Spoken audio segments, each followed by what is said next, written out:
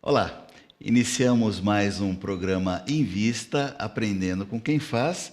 E hoje vamos falar aí do bem-estar dos animais, dos benefícios para a criação de animais domésticos dentro de casa, para todos os telespectadores, para os empreendedores de uma maneira geral. Nós trazemos aqui hoje em nossos estúdios a doutora Camila Pimentel de Carvalho, que é veterinária e tem aí muitas histórias para contar, além do empreendedorismo, contar para nós como é que deve ser a nossa relação para hoje, que é uma grande realidade, né? Os pets dentro de casas, dentro de apartamentos. Doutora Camila, seja muito bem-vinda aqui aos nossos estúdios. Obrigada, bom dia a todos. Legal. Camila, mas vamos contar um pouquinho, antes de começar qualquer coisa, como é que foi a história da estudante, onde fez a faculdade, de onde é? Sei que foi em Londrina que você fez. Foi em Londrina, na Universidade Estadual de Londrina, no Paraná. Tá. Eu sempre fui apaixonada por bicho, desde pequenininha, sempre só veio desde uma formiguinha até os animais maiores. Então, desde sempre estava definido que eu queria cuidar deles, cuidar e proteger. Aí me dediquei, optei por fazer uma faculdade pública, porque eu sabia que era integral e ia ter que me esforçar, mas achei que fosse o melhor caminho. E fui para Londrina, fiquei longe da mamãe e do papai, mas valeu muito a pena, porque é uma faculdade maravilhosa. Você é aqui de São Paulo mesmo? Eu sou de São Paulo, capital. E como é que foi esses momentos antes, aqueles momentos antes da faculdade? Te pergunta isso, porque muitos jovens nos assistem e passam, né, aqueles momentos de dúvida. Mas será que vale a pena me esforçar tanto, estudar? Não tem aproveitar, não tem lazer antes de trabalho, muito trabalho, né, Camila? Não tem, Paulo. Eu fiquei em dúvida entre duas faculdades, Direito e Veterinária. Sim.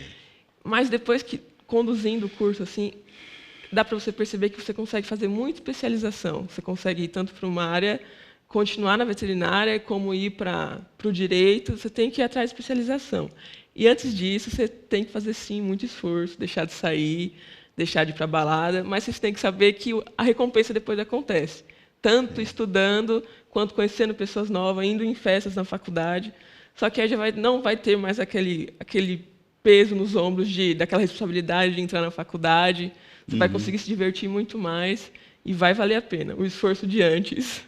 E medicina, vamos combinar, né? Medicina é um curso, medicina veterinária, inclusive, é um curso muito difícil de entrar, né? Nós estamos acompanhando aí, recentemente teve a primeira fase aí da FUVEST e estava em 59 por vaga, é muito difícil, né? A relação candidato-vaga é muito alta, mas compensa, gente. Eu sei que é complicado abrir mão de muita coisa, de namorar, de passear, mas depois que você está lá dentro, compensa muito.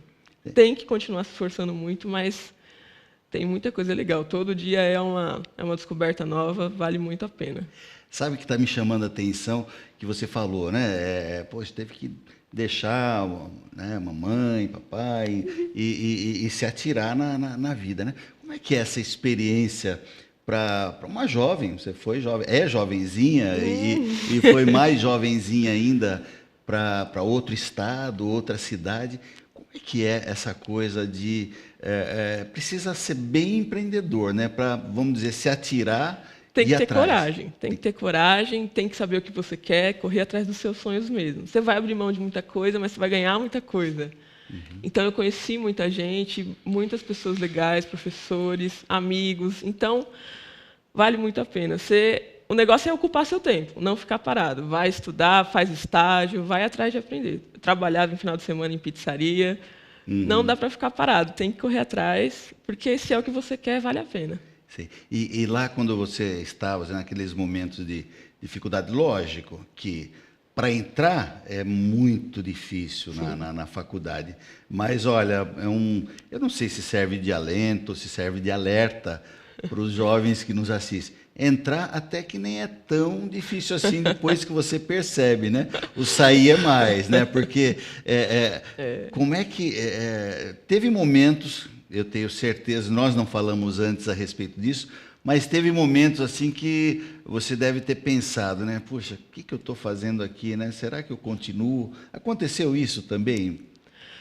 Não, Paulo. Não? Não, graças a Deus, do primeiro ao quinto ano eu fiquei muito satisfeita. No quinto ano, deu um frio na barriga, porque a gente começou a perceber a realidade do pós-faculdade da medicina veterinária. Sei. Porque você faz uma faculdade, você acha que vai ficar tudo bem, e aí aqui fora a gente percebeu que o emprego não estava assim tão fácil. Apesar de você ter feito a faculdade, você já tinha que ir atrás de especialização, e no começo você não ia ganhar muito bem, não. Infelizmente, eu me deparei com essa realidade, assim, foi um susto bem grande, porque nas clínicas, de uma forma geral, o que eles pagam mais é porcentagem mesmo.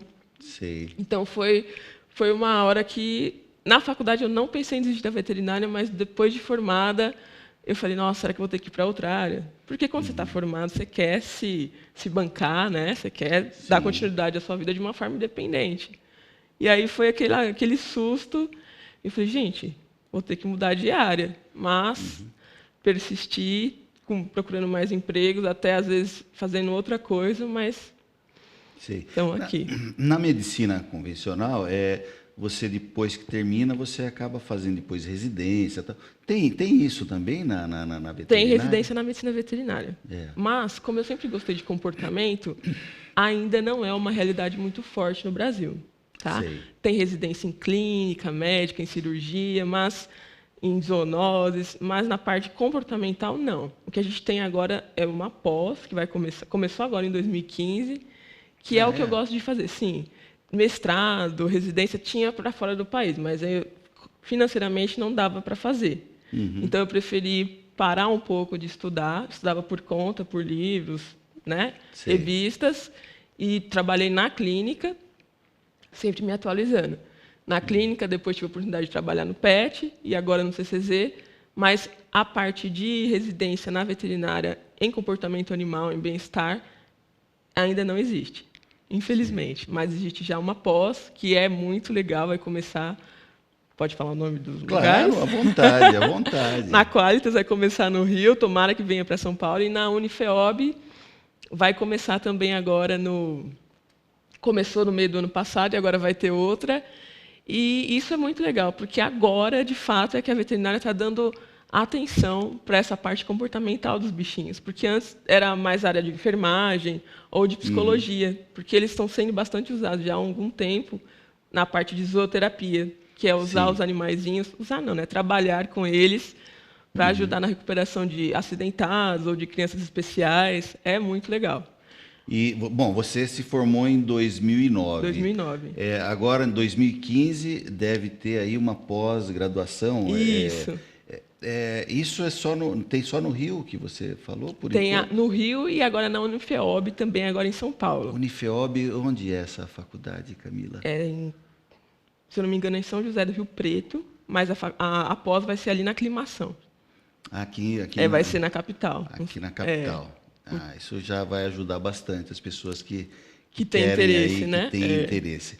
Bom, nós estamos falando com a doutora Camila, que é médica veterinária, e está aí trazendo as suas informações aí sobre os bichinhos, sobre os pets. E no próximo bloco nós vamos falar bastante sobre trabalho, sobre as passagens pelos lugares da doutora Camila e sobre comportamento animal. Então não perca, que está muito interessante o programa de hoje. Já já nós voltamos.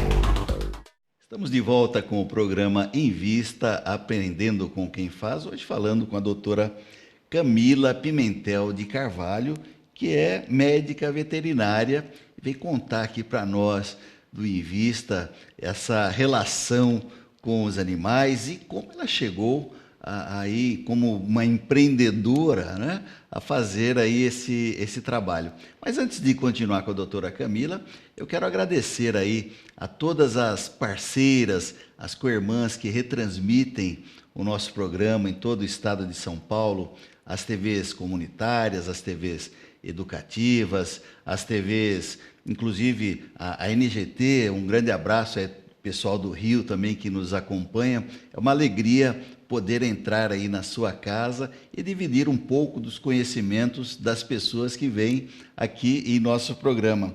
Mas a doutora Camila hoje trabalha, inclusive, na clínica e nas zoonoses, né? Nas zoonoses do município de Osasco, que é um município, para quem não é aqui da região, é um município de grande importância aqui na zona oeste do estado de São Paulo.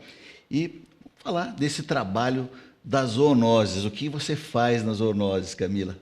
Hoje, nas zoonoses, eu sou responsável pelo canil.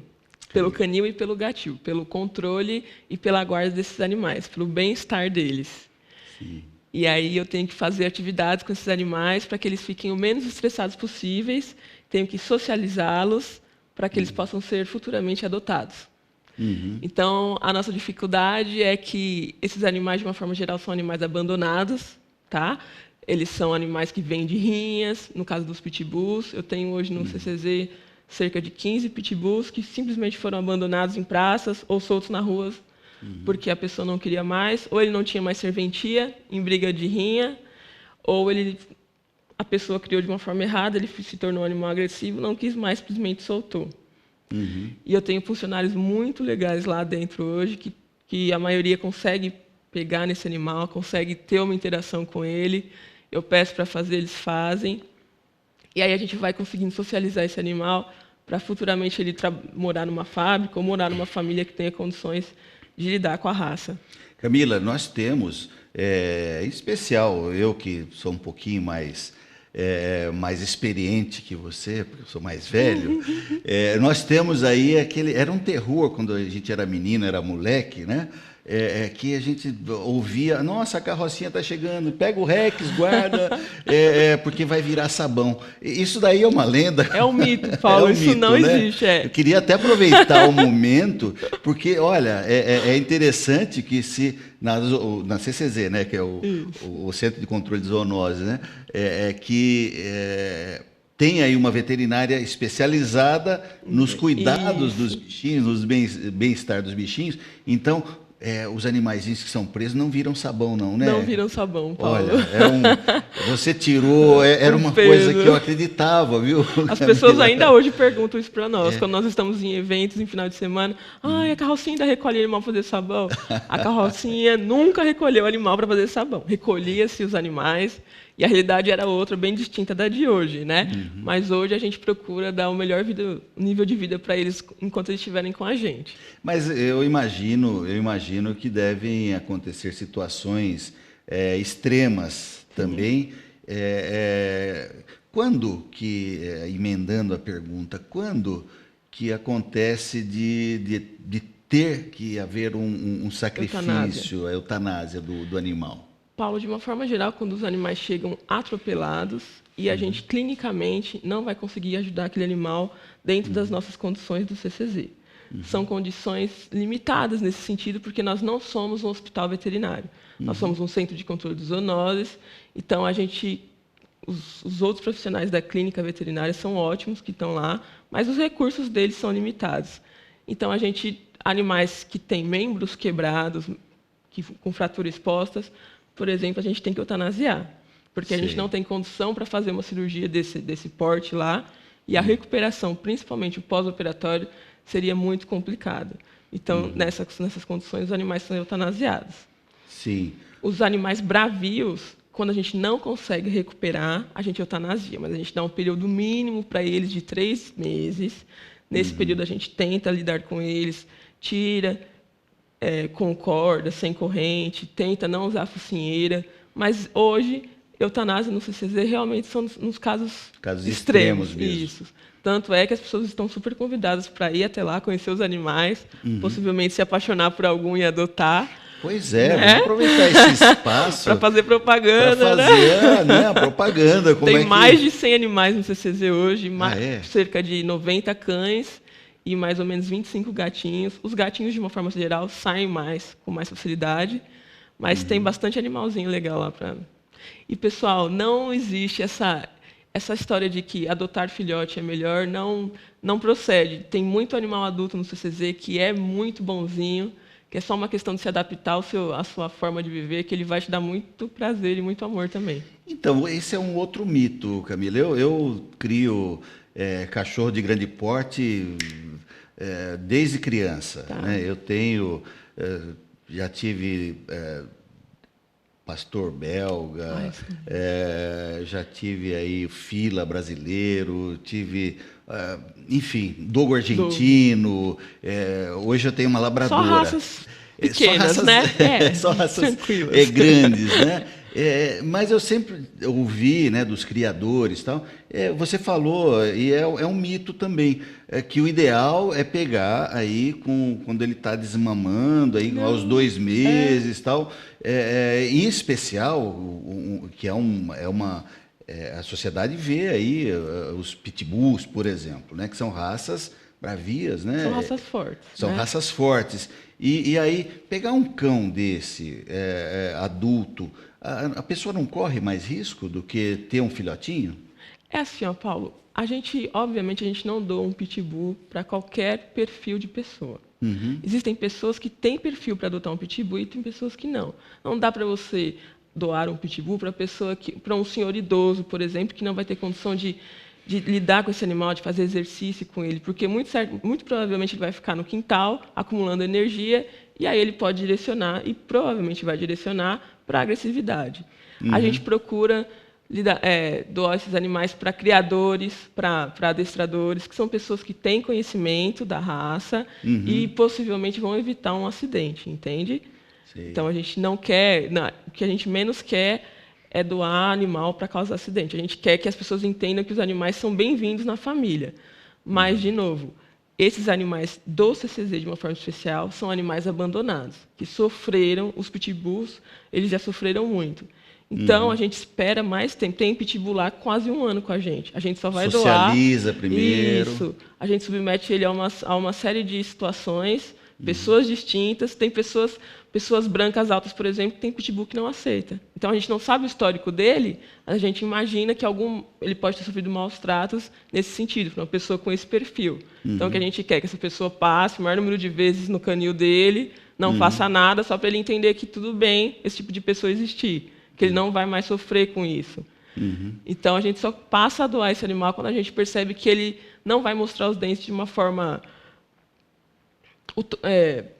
não direcionada, entendeu? A menos que ele se sinta agredido, ele não vai mais rosnar, ele não vai mais agredir a pessoa. E eu acredito também, e de experiência própria, eu crio cachorro há mais de 30 anos, eu acredito também que tem muito a ver com a forma que o animal é tratado, né? Claro. Mesmo essas raças mais... E eu falo com cátedra, porque um dogo argentino é um pitbull grandão, só para você... Depois dar uma entradinha no Google, você vai ver um pitbull grandão. Mas ele é uma delícia de tratar, porque depende muito do jeito que você cria, né? Você já teve algum animal adulto? Já passou a ser seu depois de grande? Não tive ainda essa experiência. Eu sempre peguei de filhote.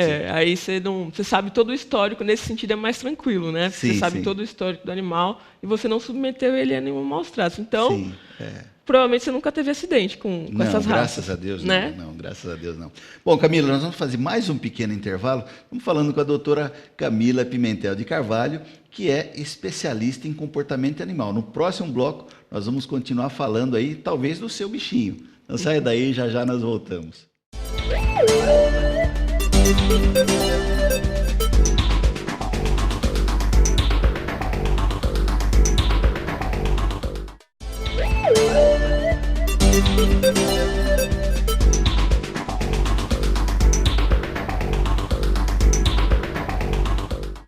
Estamos de volta com o programa Invista, Aprendendo com Quem Faz, falando com a doutora Camila, que é médica veterinária, e nós emendamos na conversa aqui. Eu vou ter que acelerar, falar aí das passagens da doutora Camila. Ela passou aí pela o Centro de Zoonoses, Dog Spot, projeta cursos profissionalizantes, Dog Bakery, enfim, tem uma experiência já vasta, e nós estamos conversando sobre comportamento animal. Uma coisa que me chama a atenção, Camila, é no tratamento de crianças que têm algum tipo de deficiência ou cognitiva ou até deficiência física, do tratamento da ecoterapia. É realmente eficaz esse tratamento? Paulo, é lindo de ver a evolução de uma criança que passa a fazer terapia com o animal.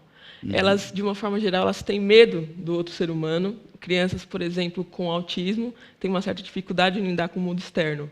E os cães, ou os animais, de uma forma geral, eles são bastante insistentes. Eles querem essa interação. Então, tem casos de crianças que dizem não, que empurram o animal, e o animal vem, pede carinho, e aí depois de 15 minutos a criança está fazendo o carinho. Sim. Então, já é um contato, no caso do autismo, já é um contato com o mundo externo, que, às vezes, com outros profissionais humanos, você não conseguiria, porque ou conseguiria com um tempo maior, é claro.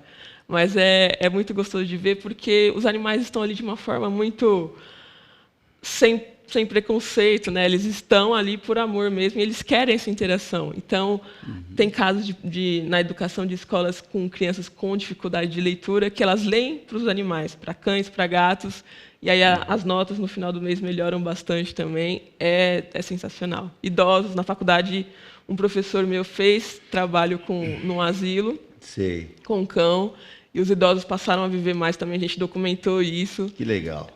Às vezes alguns faziam carinho, outros só colocavam a mão, mas já ficavam super satisfeitos, assim, só encostavam no pelinho.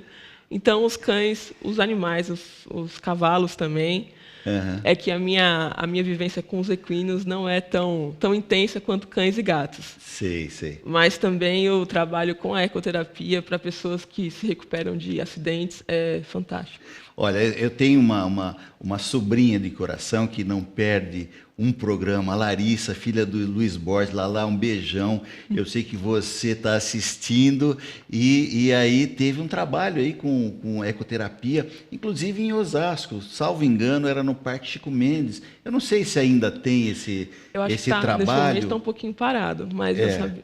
Mas olha, seria legal, porque nós já tivemos vários relatos de pessoas. A Maristela tem um programa aqui conosco, a minha esposa, Olhar Especial, e sempre abordou esse tema da ecoterapia e o quanto é importante. Então, se não tem, olha, fica aí um pedido aí para levar lá para as zoonoses de reativar, né? Porque a gente sabe dos benefícios que trazem, né? Mas vamos falar um pouquinho daquelas pessoas que criam seus animaizinhos nos apartamentos. Eu queria algumas dicas, né? Uma delas, que nós falamos até há pouco, é da criação de animais fora dos padrões, né? Gente que cria cobra, furão, aquele lagarto, né? Que conselhos ou que dicas você dá para essas pessoas, Camila? Em primeiro lugar, se optarem realmente por ter esses animais exóticos, que façam de forma legal. Que as pessoas vão até o IBAMA, cadastrem esses animais para evitar qualquer acidente, porque aí elas vão ter informação específica sobre cada espécie.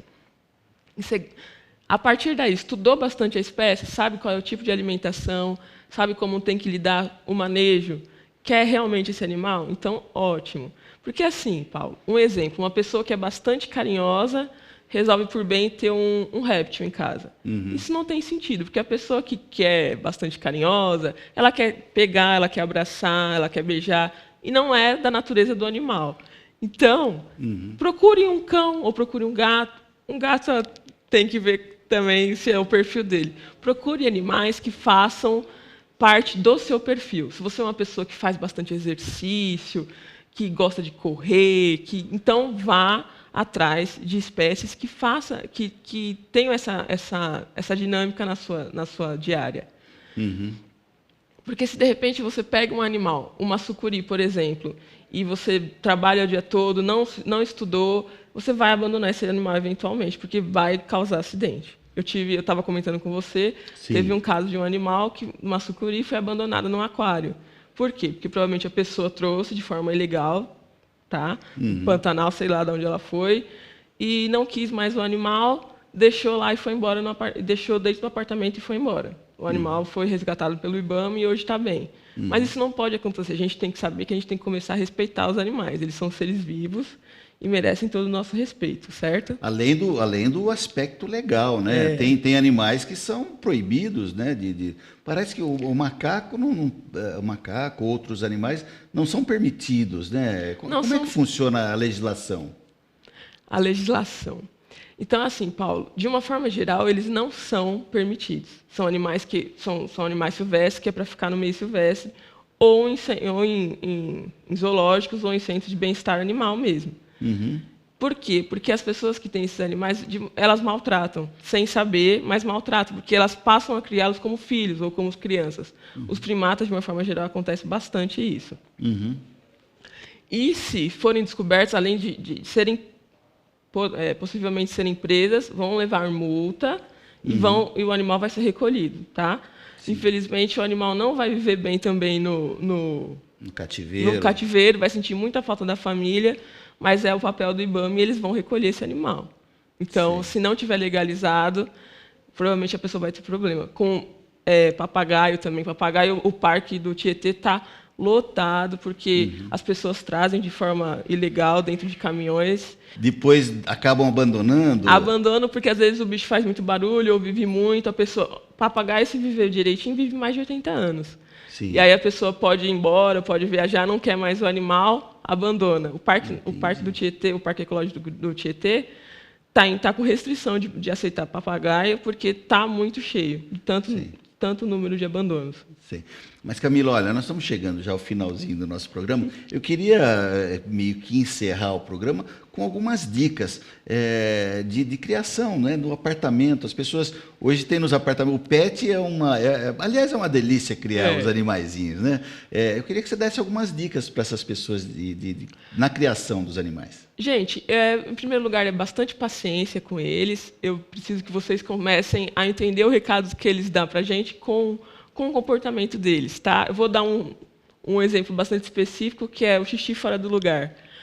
Então, o que tem que ser feito? Não pode bater nesse animalzinho. Tem que ter bastante paciência.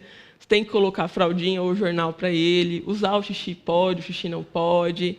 E não agrida esse animal, não bata com o jornal no focinho dele. Isso tudo só vai deixar ele mais assustado e com medo, tá? Os animais, de uma forma geral, eles querem agradar os donos. Então, por exemplo, um cachorrinho que faz xixi no lugar errado e apanha, ele vai continuar fazendo xixi no lugar errado, só que você não vai mais conseguir ver, Paulo. Porque ele vai fazer escondido, porque ele não quer desagradar. Ou ele vai fazer o cocô fora do lugar e vai comer, porque ele está achando que fazer cocô é errado. Entendi. Então, essas dicas tem que ter, por exemplo, no gato. O gato tem que ter o lugarzinho dele de fazer xixi bem distante da água e da comida, porque ele é um animal muito limpinho. Senão ele vai começar a fazer bagunça, fazer xixi e cocô no lugar errado também. Sei. Bom, são dicas importantes que as pessoas podem entrar ou visitar, né, o CCZ, né, no caso de Osasco, onde você trabalha, e também colher as suas informações, né? Camila, olha, infelizmente chegamos aí ao final do seu programa. Quero agradecer muito a sua vinda e encerrar mandando um beijão para a Mara Danusa, que possibilitou a sua vinda aqui. E a Mara falou, olha, nós precisamos alertar o povo da dengue, da chikungunya, da zika, que já teve até caso de microcefalia, salvo engano, aqui na cidade de Osasco. Então, gente, é importante aí tirar aí aquela água dos vasinhos, a água parada. Tome muito cuidado, procure se informar, que a coisa é muito séria. Não deixar os agentes entrarem dentro de casa, né? Exatamente. Camila, fica então os instantes finais para a sua despedida do nosso público. É um prazer enorme estar aqui, Paulo. Obrigada pela oportunidade. E, pessoal, os animais são seres muito bem-vindos. Eles querem só fazer parte da sua vida. se vocês derem a oportunidade, vocês só vão receber amor e um nível de vida muito melhor. Legal. Bom, em primeiro lugar, eu quero agradecer a Deus a possibilidade, a oportunidade de estar aqui entrando no seu lar e estar aprendendo com quem faz. Um grande abraço, o Invista vai ficando por aqui. Até mais.